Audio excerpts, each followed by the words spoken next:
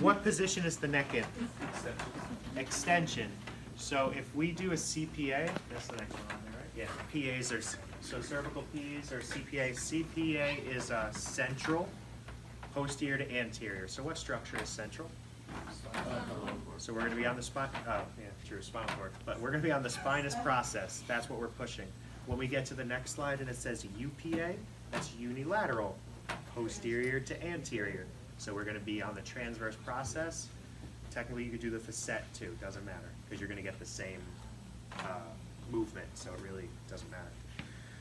So we are in a position of extension. So if we want to check extension, all we have to worry about is going straight down. What did we do when we did up glides for flexion?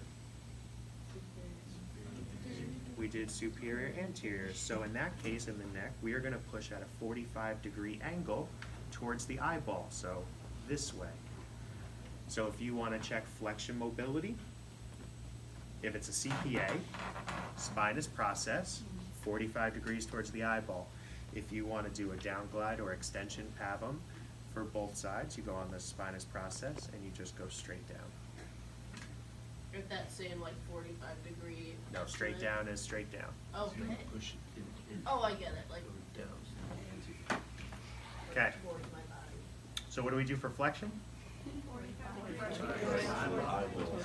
What do we do for extension? Straight down.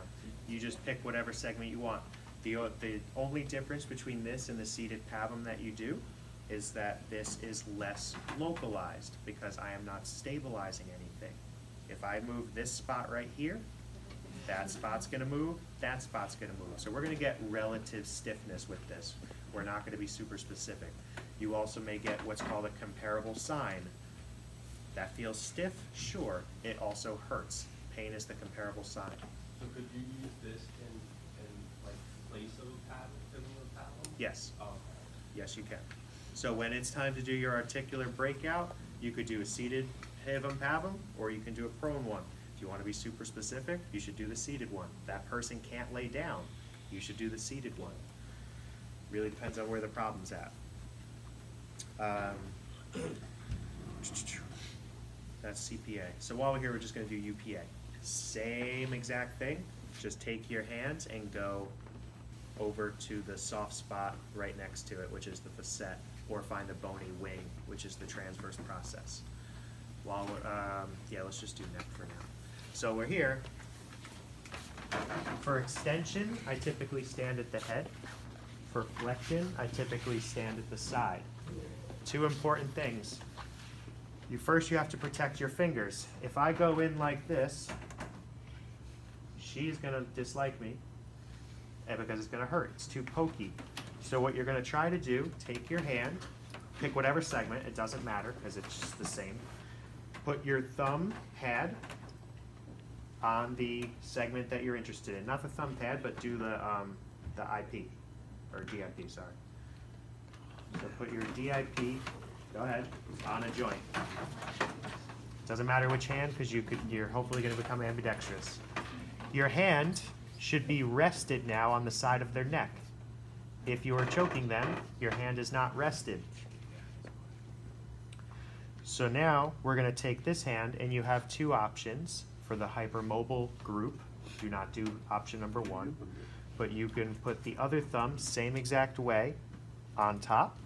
So now we have joint on top of joint, so this part is on top of the other part. This table's a little tall, so I'm going to get up tall. My hands are on the side of her neck, not squeezing, they are dead weight. I'm just going to push my chest down onto her neck slowly.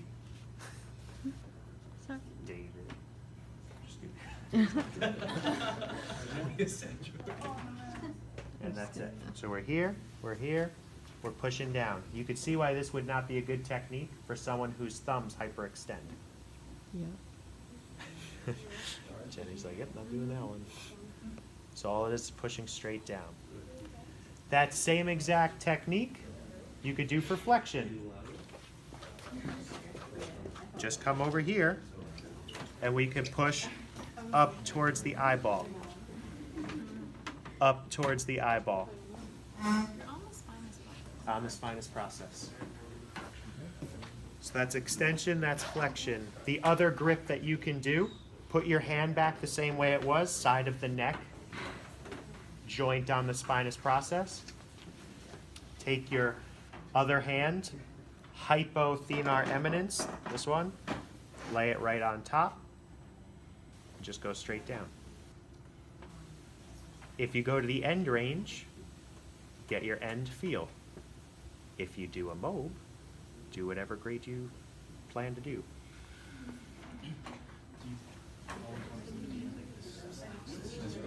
Well, that's why she has her forehead on her forearm, so that she's in neutral rather than up like that. Because this table doesn't have like the head hole, so that's why I just do this for a neutral position. Is this mostly going to be done upper cervical? Or I'm thinking of lower. It's going to be done throughout the whole spine. Just 45-degree angle for flexion, 45-degree angle for flexion, a little bit of a 60-degree angle, or straight down.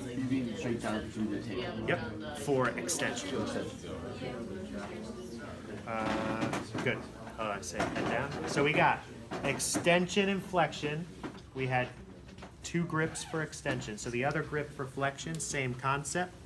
Hand rested, hypothenar eminence. Try to get a little bit under the spinous process. Up towards eyeball, 45 degrees. And that's it. You guys got all those grips? UPA, same exact grip. What are we gonna do with our first hand? Just slide over, and that's it. Then if you want to do extension, straight down or straight down. If you want to do flexion, upwards, upwards on left side and or right side. What's another word for a left UPA into flexion? Upglide. What if I did a flexion on the right side UPA? Upglide. What if I push straight down to the table in a left UPA? What's another word for that? What if I did it on the right? Down. Okay, good. Glad we had that talk. Jump up. Well, actually, if you want to stay there. So in your pivot or pablum, you would have felt when you were doing the transverse processes that something were not something was not closing or opening. That was. Yep, and then you're gonna do your, if it's bilateral, you could just do a CPA. If it's unilateral, like a rotation or a side bending, you could do a UPA. And you want to do, okay, got it. This flexion is, it's combo, that's why you. Yes. Okay. Yep. If it's bilateral or it's sagittal plane, you could just do a CPA. Any type of side bending, rotation, unilateral problem occurs, you would need to do a UPA. Good. Ready, Jay? Go.